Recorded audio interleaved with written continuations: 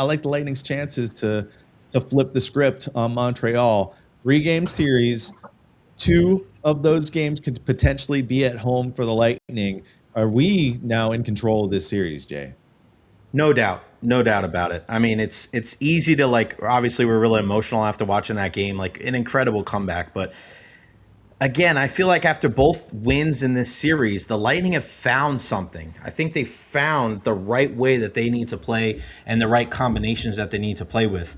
That hit by Max Crozier changed the entire game, and I think may have changed the entire series.